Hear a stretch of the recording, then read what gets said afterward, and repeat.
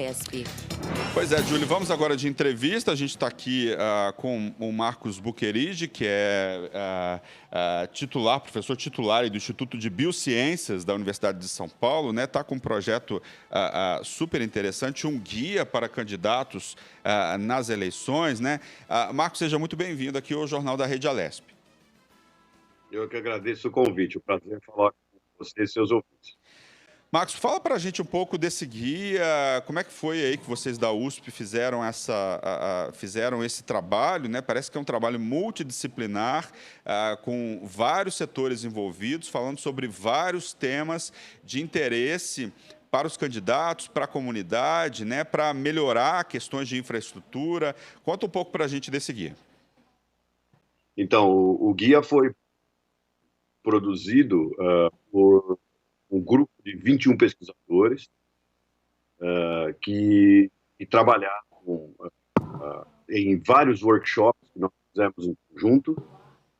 E esse guia, ele traz uma série de itens, são 193 itens de agenda, e esses itens de agenda, eles são colocados dentro dos Objetivos do Desenvolvimento Sustentável, da Agenda 2030 da ONU. Então, são 17 esses objetivos. Então, ele tem erradicação à pobreza, saneamento, tem meio ambiente, mudanças climáticas, tem vários itens.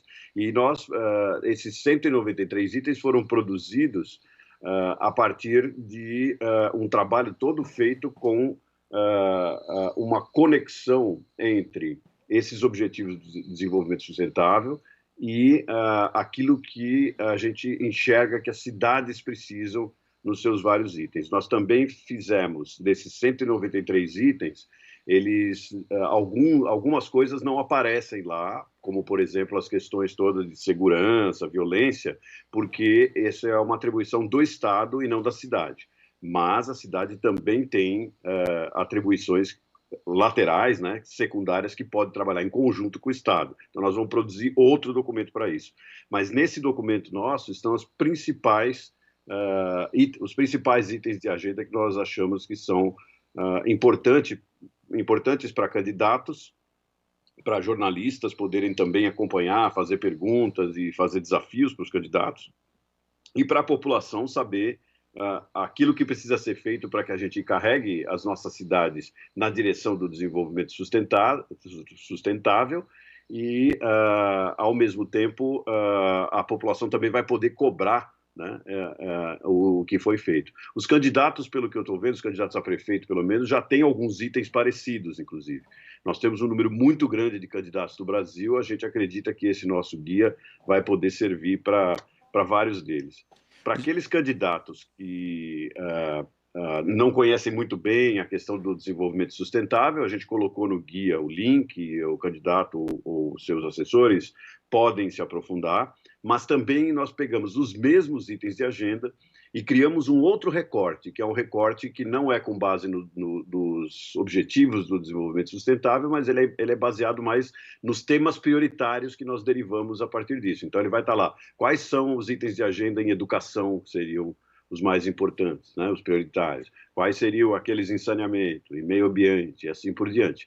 Então, também, se o candidato tiver uma campanha que é focada em algum desses itens, ele pode aproveitar disso.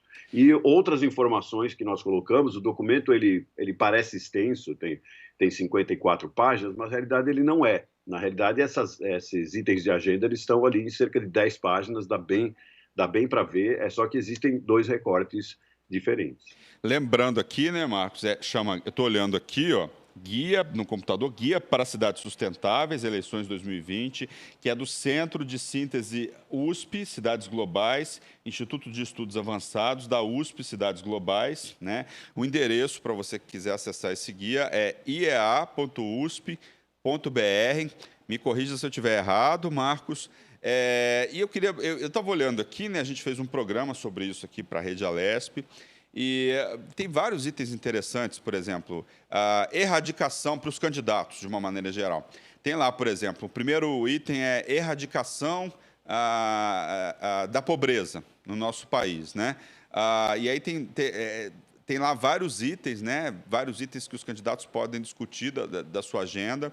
né? Não é um programa de governo, porque o programa de governo quem tem que fazer são os candidatos, mas são ideias, são tópicos, não é isso, Marcos? Para os candidatos. Exato, exatamente. Aí você pegou esse erradicação da pobreza, é algo mundial, que a ONU propõe mundialmente, alguns itens que vêm lá da ONU, que é esse o objetivo.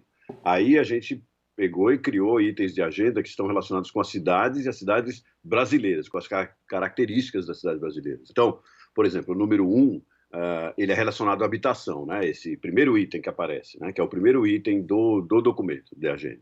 É investir na infraestrutura de regiões menos favorecidas em habitações populares. Então, é um item bem geral relacionado com habitação.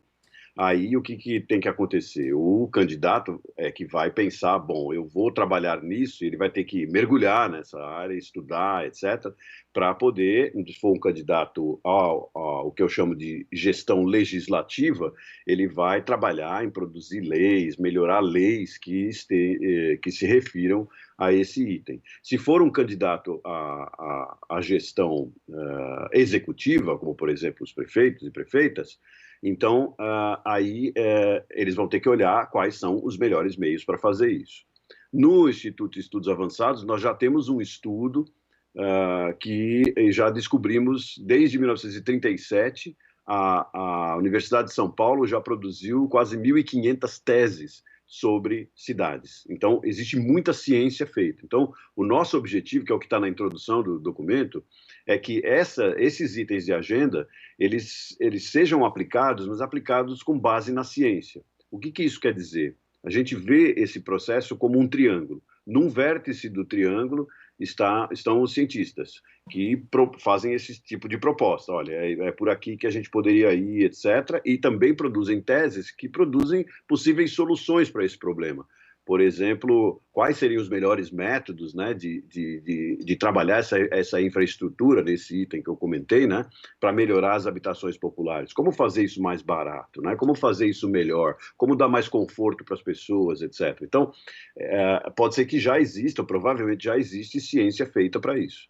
No outro vértice do triângulo está a população, que solicita, que pede isso, fala, nós precisamos de mais habitações, nós precisamos ter economia solidária, nós precisamos de mais empregos, etc. e tal.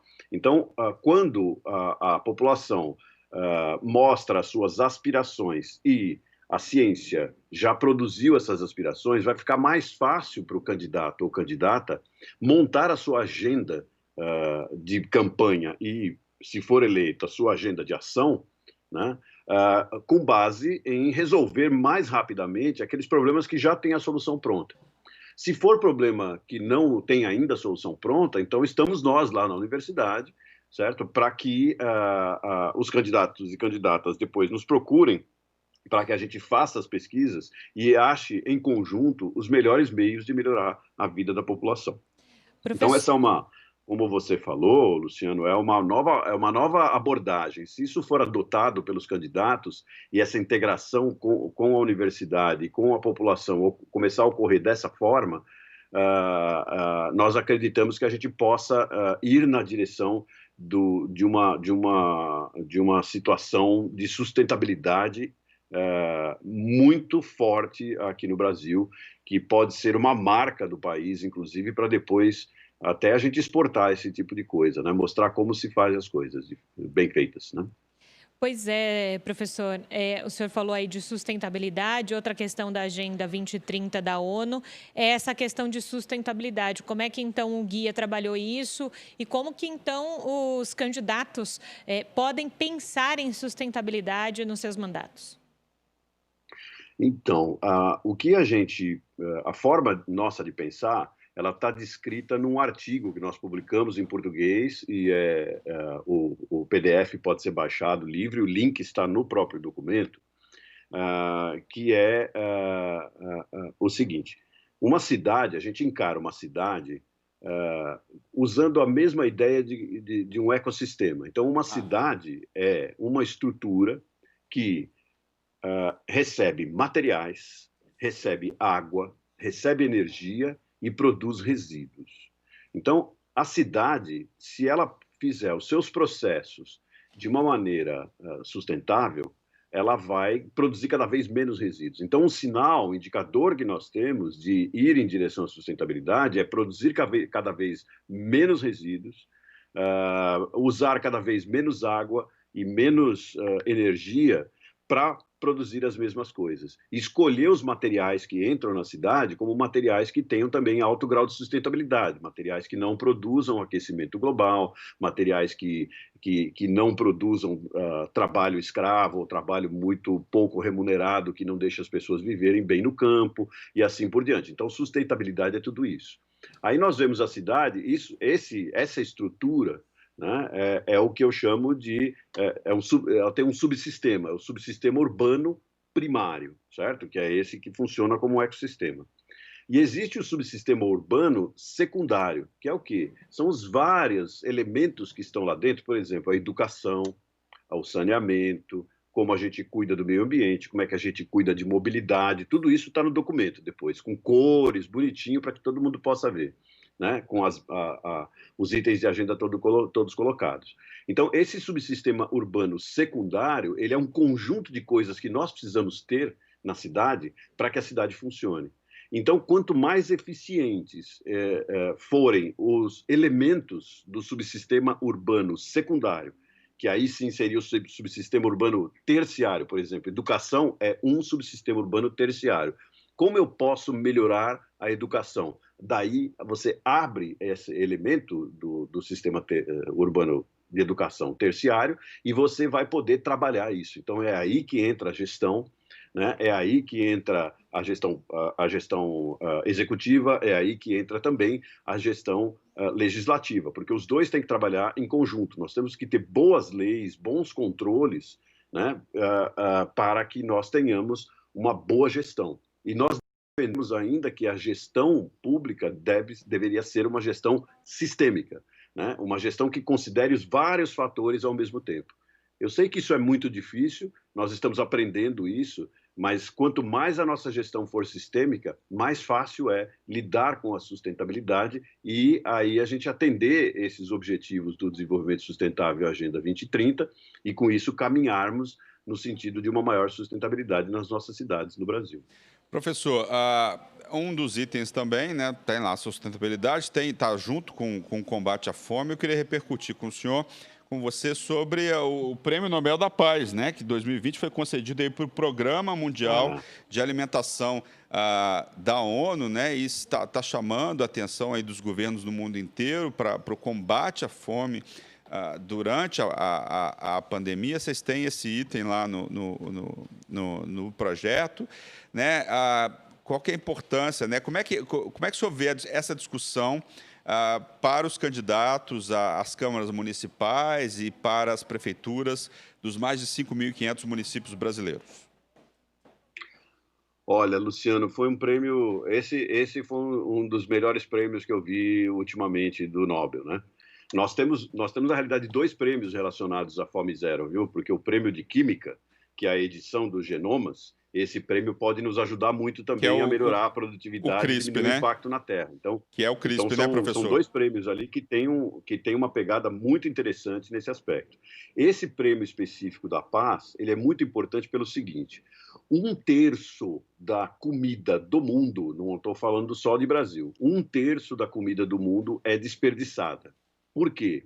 Existe o desperdício lá no campo, na hora de você fazer a colheita, existe um desperdício durante o transporte e existe um desperdício depois de quando a gente consome em casa. Então, no âmbito... aí é muito importante que a gente lembre do Pacto Federativo e das atribuições da cidade. Dessa questão dos alimentos...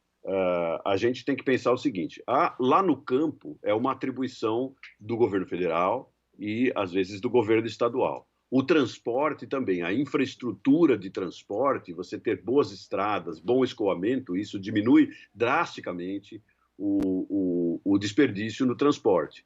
Agora, a terceira parte, que é o desperdício que nós temos em casa, ela se liga a toda a disposição de resíduos que nós temos, né? A coleta de lixo e tudo isso que nós fazemos, as embalagens, etc. Então, se nós conseguirmos aumentar a eficiência do que nós fazemos aqui na cidade, isso pode fazer uma mudança muito grande nas emissões de carbono, pode melhorar a qualidade dos empregos, porque a gente vai ter que ter gente mais estudada, mais sofisticada, vai demandar em cima da educação, né? A gente vai poder ter alimentos melhores, inclusive, né? Porque fazendo isso a gente come alimentos mais frescos e etc. Então, tem um impacto enorme. O Prêmio Nobel, especificamente, ele foi dado para as pessoas que levam alimentos em situações de guerra. Isso, felizmente, nós não temos aqui, mas, se você for olhar que em muitos lugares do Brasil a gente tem um índice de pobreza tão grande que é quase como se fosse isso, certo? Então, em algumas cidades do Brasil, em alguns lugares, é possível que gente como esse pessoal, que foi a ONU, né, que recebeu esse prêmio Nobel, tenha que agir dessa forma, como esse pessoal aí, esses heróis que fazem esse trabalho em relação a diminuir a fome de quem está numa situação de cerco.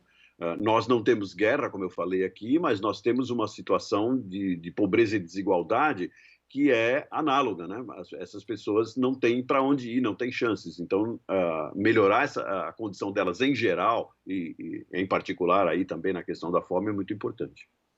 Professor, também repercutindo com o senhor aqui uma outra questão sobre igualdade de gênero. É um tema muito em voga, é um tema muito discutido, né, Luciano? Ultimamente, me parece estar mais no centro das discussões, professor.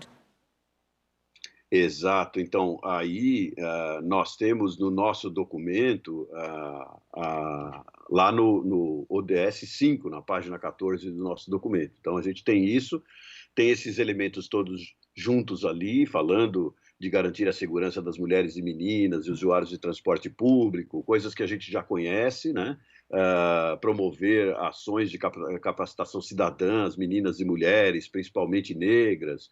Então, todos esses elementos estão aí no nosso documento.